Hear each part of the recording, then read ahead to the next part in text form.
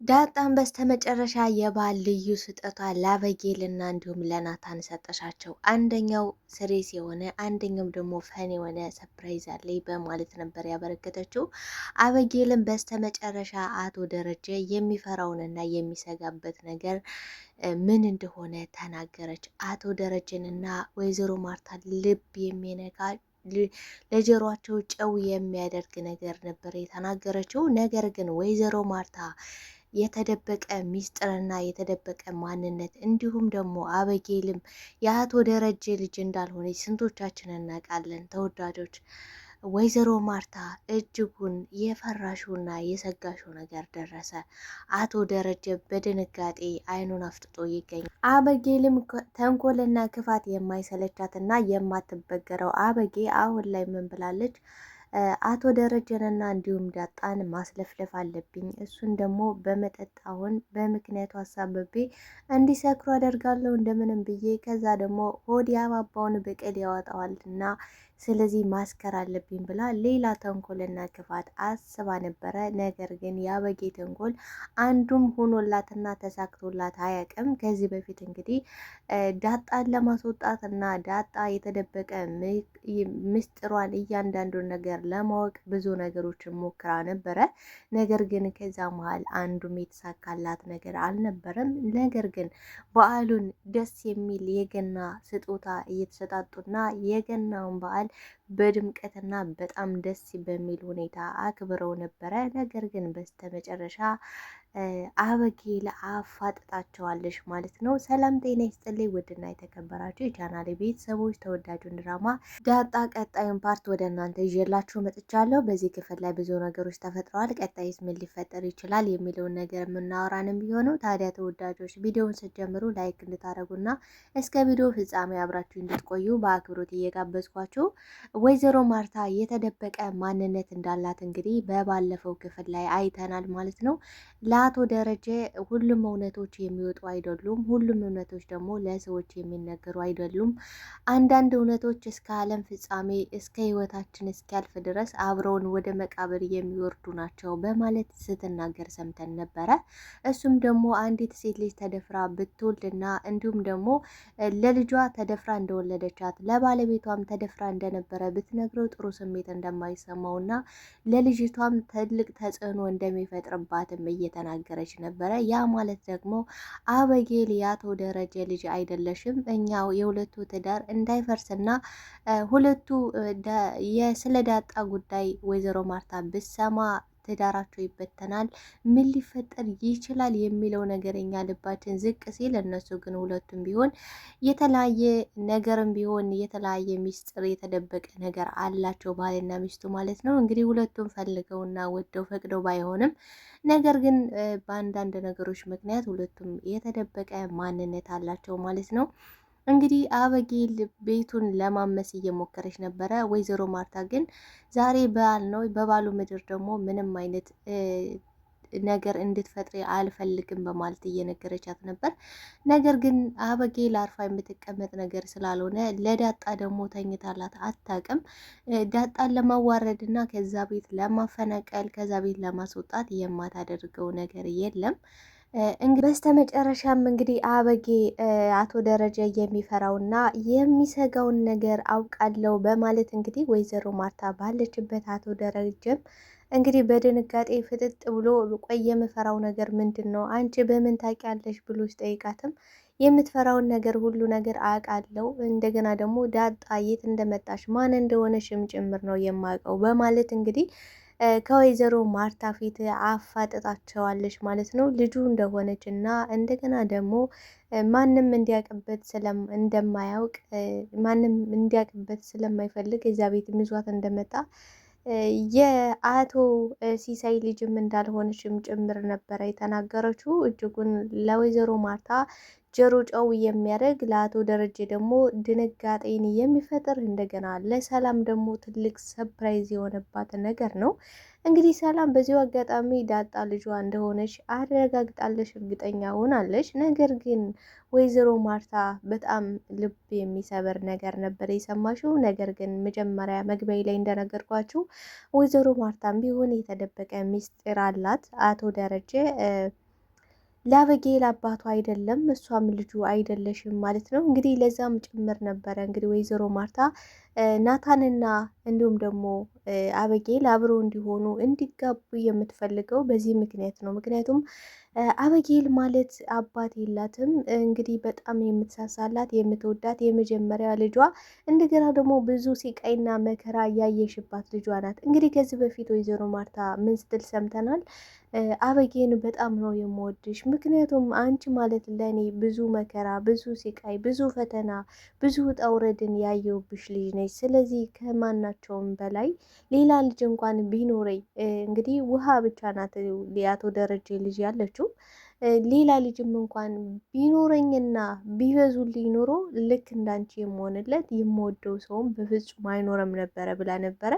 ያን እንደዚህ ሊሆንበት የቻለው ደግሞ አንዳንዴ ብዙ ዋጋ የከፈልንባቸው ነገሮች፣ ብዙ ነገር መስዋዕት የሆነባቸውን ነገሮች አጥብቀን እንይዛቸዋለን፣ እንወዳቸዋለን ጭምር ማለት ነው። ምክንያቱም ብዙ ዋጋ ከፍለንበታል። ወይዘሮ ማርታም ይሄንኑ ነው እየነገረቻት የነበረ ላበጌል። ልብ የሚሰብረው ነገር እንግዲህ አቶ ደረጀ የተደበቀ ማንነት፣ እንደገና ደግሞ የወይዘሮ ማርታ የተደበቀ ማንነት። እንግዲህ አቶ ደረጀ እውነታውን ሀቁን ሊነግራት ፈልጎ ነበረ።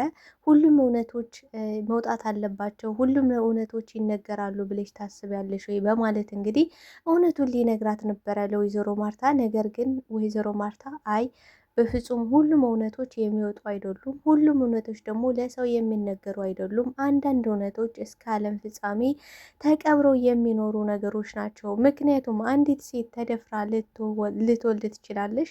ያች ደግሞ ተደፍራ እንደወለደች ለልጇ በፍጹም ልትናገር አትችልም። እንደገና ደግሞ ለህይወት አጋሯ ተደፍራ እንደነበረ ከዚህ በፊት ልትነግረው አትችልም በማለት ነበር የነገረችው። እሱም በሰዓቱ በጣም ደስ ብሎት ነበረ። ምክንያቱም አንዳንድ እውነቶች ችግር የሚፈጥሩ ከሰዎች ላይ ተጽዕኖ የሚያመጡ እውነቶች ቢደበቁ ይሻላል ብሏል ማለት ነው።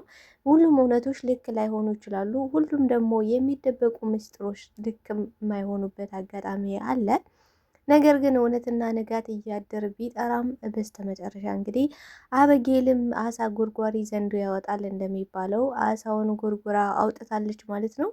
በዚህ አጋጣሚ ለሰላምና እንዲሁም ለዳጣ ደስታን ፈጥራለች። ነገር ግን ለወይዘሮ ማርታ ቅስም የሚሰብር ለአቶ ደረጀ ደግሞ ልቡን የሚያደክም ድንጋጤን አተርፋለታለች ማለት ነው።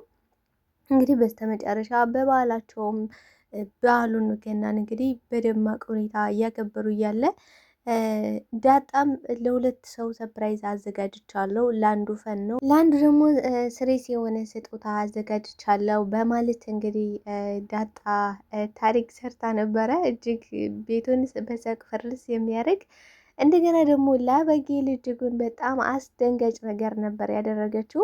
ለናታን መጽሐፍ ስትሰጥ እንደገና ደግሞ ለአበጌል በረሮ ሰጣታለች ማለት ነው። ብዙዎቻችን ስንጠብቅ የነበረው ብራስሌት ወይ ደግሞ ሀብል ነበር ስንጠብቅ የነበረው። ነገር ግን ዳጣ በከባዱ ነበረ የተበቀለቻት አበጌልን። እንግዲህ በረሮ ውስጡ በማድረግ በረሮ ስጦታ ሰጣት ነበረ። እንግዲህ ከዚህ በፊት እንግዲህ አበጌ በረሮ በጣም ነው የምትፈራው፣ በጣም ነው የምትደነግጠው። ይከፈት ብለው እንግዲህ እያንጨበጨቡላት በነበረበት ሰዓትም ስትከፍተውም የሰጠሻት ነገር በረሮ ነው። እጅጉን በጣም ነበረ የደነገጠችው ወይዘሮ ማርታና እንዲሁም ቤተሰቡ እንደምትፈራ እያወቅሽ ለምንድን ነው የሰጠሽ የሚሉ ነገሮችን እየተናገረች ነበረ። ነገር ግን አቶ ደረጀ በከባዱ ቀጣይ እንግዲህ ልትበቀለች ስለምትችል ተዘጋጅ ብሏታል። እንግዲህ አበጌ ለዳጣ አርፋ የምተኛ ሰው አይደለችም። ዳጣ ይሄን ያደረገችው አበጌልን ለማስደንገጥ ለመጉዳት ሳይሆን ፈን ቤቱ ለቤቱ ድምቀት እንዲሆንና ፈን ነገር ነው ያደረገችው። እውነት ለመናገር ወይዘሮ ማርታ ብላታለች ዳጣን፣ አንቺ ማለት እኮ የቤታችን ድምቀት የቤታችን ግርማ ነሽ። በቃ ሳቅ በሳቅ የምታደርጋቸው የሳቃቸው ምንጭ ነች ዳጣ ማለትና በዚህ አጋጣሚ አበጌ በጣም ነው የደነገጠችው። በቃ ለናታን ስጦታ መስጠቷን በጣም አናዷታል፣ አበሳጭቷታልም ጭምር። እንዴት ስጦታ ትሰጪዋለች ነበር ያለችው። ነገር ግን እንግዲህ ዳጣ በቃ ደስ ስላላት ናታንንም እንዲሁ ስለምትወደው ስጦታ ሰጥተዋለች። ናታንም እጅጉን በጣም ነበር የተደሰተው በስጦታው። እጅግ በጣም ደስ ብሎታል ማለት ነው። እንግዲህ ናታንም ቤተሰቡ በተሰበሰበበት አብረው ምግብ በሚበሉበት ሰዓት ፍቅሬን ይወቁልኝ፣ ሀቄ ይውጣልኝ፣ መውደዴ ይታወቅልኝ የማለት ይመስላልና ሰው በተሰበሰበበት ዳጣን ሲያጎርሳትም አበጌልን በብስጭትና በንዴት እኔ በቃኝ አልበላም ብላ ለመነሳት እየሞከረች ነበረ። ነገር ግን እንደነገርኳችሁ መግቢያ ላይ ወይዘሮ ማርታ አበጌ ከናታን ጋር እንድትሆን በጣም ነው የምትፈልገው። ምክንያቱም ለምንድን ነው ናታን ጋር መሆን እንድትሆን የምትፈልገው ብለን ስናስብ ናታን በጣም ጥሩ ሰውና በቃ አስተዋይ ነው። እንደገና ለሴት ልጅ ያለው ክብር እጅጉን በጣም የሚያስገርመና ደስ የሚል ነገር ነው። እናም ወይዘሮ ማርታ ልጇ አበጌ ከዚህ በኋላ ምንም አይነት ችግር እሷ ያየች ስቃይና መከራ ልጇ እንድታይባት አትፈልግም። አበጌ ክፉና መጥፎ እንደሆነች ታውቃለች። ነገር ግን አበጌ ከውስጡ አይደለም ክፋት ተንኮሏ እንዳለ ሆኖ ግን ደግሞ የዋህ ናት። ስለዚህ የሚመልሳት ሰው ያስፈልጋታል ብላ ነበር ከዚህ በፊት። አቶ ደረጀም እኛ ማስተካከልና እኛ መመለስ ያልቻልነውን ናታን ምን ዕዳ አለበትና ነው የሚመልሳት? ወንድ ልጅ እኮ የምታከብረው ሴት ይፈልጋል፣ የምትወደው የምታከብረው። ውጭ አምሽቶ ሲመጣ ምን አጋጠመው፣ ምን ተፈጠረ፣ ምን ሆኖ ይሆን ብላ የምታስብ እንጂ ከሌላ ሴት ጋር እየተዝናና ነው ሌላ ሴት ጋር ሆኖ ነው ብላ የምታስብ ሴት በፍጹም ወንድ ልጅ አይፈልግም ብሏት ነበረ።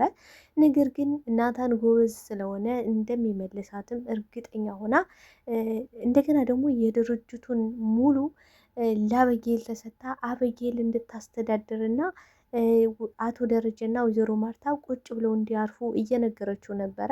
ይሄ እስከ መቼ ድረስ ይቀጥላል? እውነታውንስ አቶ ደረጀ በምን መልኩ ያውቃል ስንል በእርግጠኝነት የሚያውቅበት ሰዓትና ጊዜ እየደረሰ ነው። ያ ቤት እንግዲህ ሁለቱም የተደበቀ ሚስጥር ስላላቸው ትዳራቸው ይፈርሳል አይፈርስም የሚለው ነገር ትዳራቸው አይፈርስም። ቀጣይ ሊሆን የሚችለው ነገር እንግዲህ ትዳራቸው በየትኛውም ወይ አይፈርስም። ምክንያቱም አቶ ደረጀ የተደበቀ ሚስጥር ቢኖረውም አቶ ደረጀ እንግዲህ ለምን ነበር ዳጣን የወለዳት ካልን ማለት አስቦበት ትዳሩን ሳያከብር ከትዳሩ በላይ መሄድ ፈልጎ ሳይሆን በቀን ስህተት ነው። የአንድ ቀን ስህተት የዘላለም ጸጸት ይዞን ይመጣልና እንግዲህ ዳጣ የተወለደችው በመጠጥ ነበረ ማለት ነው። መጠጥ ጠጥቶ ራሱንም ስቶ ስለነበረ እንዲሁም ደግሞ ወይዘሮ ማርታ ስላልነበረች ሰላም ስትታየው የነበረ ወይዘሮ ማርታ መስላ ነበር። ስለዚህ በዛ ሞመንት ነበረ እንግዲህ ዳጣ የተፈጠረችው የተወለደችው ማለት ነው። እንግዲህ ወይዘሮ ማርታም በእርግጥ ከባድና አስቸጋሪ ጊዜዎችን ነበረ ያሳለፈችው። አሁን ላይ እንግዲህ አበጌ አርፋት ልትቀመጥ አልቻለችም። ሁሉን ነገር እየጎረጎረች ነው የምትገኘው። ነገር ግን ለዳጣና ለሰላም ትልቅ ደስታን ፈጥራላቸዋለች ማለት ነው። እንግዲህ በባህሉ መጨረሻ ዳጣ ምን ብላለች? የዛሬ ዓመት ደግሞ ከምወዳት እናቴ ከምወዳቸው ቤተሰቦች ጋር ተሰባስቤ እንደማከብር ተስፋ አደርጋለሁ ስትል አቶ ደረጀ በጣም ነበር የደነገጠው። በጣም ልቡን የነካውና ሰላምም እጅጉን በጣም ነበረ ደንግጣ የተነሳችው ማለት ነው። ምክንያቱም ይሄ አባባሏ በውስጧ ምን ያህል እንዳመቀች በውስጧ ምን ያህል ስቃይና መከራ እንዳሳለፈች እንዲሁም ደግሞ እናቷን ምን ያህል በጉጉት እየጠበቀቻት እንደሆነ ሰላምና ወይዘሮ ማርታ አስተውለዋል። አቶ ደረጀም እንግዲህ ልጄን እየጎዳዋት ነው ማለት ነው። ልጄ በዚህ ደረጃ ተጎድታለች። እናቷን በስስት እየጠበቀች ነው። እስከ መቼስ ነው እናቷን ልደብቃት የምችለው? በዚህ ሁኔታ ላይ ሰላምም አሁን ላይ አንደኛ ወራቷ እየገፋ ነው። እርግዝናዋ እንግዲህ ገፍቷል ማለት ነው። መውለጃዋ እየቀረበ ነው። ስለዚህ እሷም እየተጨነቀች ነው። ልጄ እያለች ነው። ስለዚህ ሁለቱንም ማስተዋወቅ ይኖርብኛል እያለ እያሰበ እያለ ነበር እንግዲህ አበጌል ሁሉንም ነገር ፍርጥርጥ አድርጋ ያበለሻሸችው ማለት ነው። እንግዲህ አቶ ደረጀ እውነታውን ለመናገር እየፈለገ ነበረ። ወይዘሮ ማርታን በበኩሏ እንዴት ደሬ እንዲህ ትሰራኛለህ? እንዴት እንደዚህ ታደርጋለህ? ይህን እውነት እንዴት ተደብቀኛለህ? በማለት ስቅስቅ ብላ ስታለቅስ አቶ ደረጀ ማርትዬ እኔ እኮ ልነግርሽ ነበር እውነታውን። በእውነት እኔ ሆን ብዬ የተፈጠረ ነገር አይደለም። በቀን ስህተት ነው፣ በቀን ስህተት እኔም ቀን ጥሎኛል ብሏት ነበረ። እንግዲህ በባለፈው አንድ ወዳጄ የነገረኝ እንዳጫውትሽ ነበረ። እኔም አንድ ቀን ጥሎኛ ቃል እና የቀን ስህተቶች የአንድ ቀን ስህተት የዘላለም ጸጸትን ይዞ ይመጣል። ስለዚህ እኔም ያልደበቁሽ የተደበቀ ሚስጥር አለ ብሎ ነግሯት ነበረ። ያ የተደበቀ ሚስጥር አልኩሽ ይሄ ነው በማለት ሲነግራት በጣም ነበረ ልቧ የተሰበረው፣ በጣም ነበረ ያዘነችው ማለት ነው። እንግዲህ ምጥንና ውሃም ለባል የተዘጋጀውን በግ ፈትተው ለቀውታል ማለት ነው። አበጊም በስተመጨረሻ አቶ ደረጀንና እንዲሁም ደግሞ ዳጣ ሰክረው ውስጣቸው ያለውን ነገር እንዲያወጡት ወደ አበባውን በቀል ያወጣዋል። ስለዚህ ሰክረው አሁን ሁሉን ነገር ይነግሩኛል፣ ሁሉ ነገር አውቃለሁ ብላ ነበረ ያሰበችው። ነገር ግን ይሄ ሴራዋና ተንኮሏ አልሳካ ሲላት ነበረ እውነቱን ከወይዘሮ ማርታ ፊት ፍርጥርጥ አድርጋ ልትናገር የቻለችው ማለት ነው። ቢሳካላትና ቢሆንላት የእሷ ሀሳብና ህልም የነበረ ዳጣ ስለ ማንነቷ አውቃለሁ በዚሁ አጋጣሚ፣ እንደገና ደግሞ የአቶ ደረጀ የደበቀንን ነገርም በዚሁ አጋጣሚ አውቃለሁ ብላ ነበር ያሰበችው። ነገር ግን አልተሳካላትም ማለት ነው። ወይዘሮ ማርታ እያስጠነቀቀሻት ነበር፣ ይሄ ባል እስኪፈጸም ድረስ ምንም እንዳትናገሪ ብላ ነበር። እንግዲህ ከሁላቸውም አለባበሷ ለየት ያለው አበጌል ነበረች። እንግዲህ ሁሉም የበዓል ልብስ ለብሰው በጣም አምሮባቸው ደምቀው ደስ የሚል በዓል እያከበሩ ነበር። ነገር ግን ቀይ ለብሳ በጣም አጭር ልብስ ለብሳ ነበር አበጌ። ይህን በበዓሉ ምድር ለምን እንደዚህ ለበሽ ስትላት አይ በቃ ማዬ በትእዛዝ ነው ያሰራሁት፣ ነገር ግን በጣም ወድጀዋለሁ አላማረብኝም ስትል ማማርማ በጣም ነው ያማረብሽ፣ በጣም ሄዶልሻል በማለት ነበር የነገረቻት። ነገር ግን የአበጌል ሁኔታ የሚያሳየው ናታንን ለማማለል የምታደርጋቸው ነገሮች ነው ማለት ነው። ይህን የምታደርገው ናታንን ለማማለል ነው። ነገር ግን ናታን እሷን በፍጹም ሊያያት ፈቃደኛ አይደለም። እንዲያውም ለዳጣ ትልቅ ስጦታ ናታን አዘጋጅቶላታል። ያ ስጦታ ደግሞ ምንድን ነው የሚለውን እንግዲህ በቀጣይ ፓርቲ ይዤላችሁ የምመጣ ይሆናል። ተወዳጆች ለዛሬ ይዤላችሁ የመጣሁት ዳጣ ድራማ ይህን ይመስል ነበረ። በቀጣይ ፓርት እስክንገናኝ ድረስ መልካም ጊዜ መልካም ቆይታ ይሆንላችሁ። ላይክ ሼር እያረጋችሁ እንድታበረታቱኝ እና በዚሁ አጋጣሚ ደግሞ እንኳን አደረሳችሁ ለጌታችን ለመድኃኒታችን ለኢየሱስ ክርስቶስ በዓለ ልደት እንኳን አደረሳችሁ ማለት ወዳለው። በዓሉን የሰላም የፍቅር የአንድነት ያደርግልን። መልካም ጊዜ ወዳችኋለሁ ባይ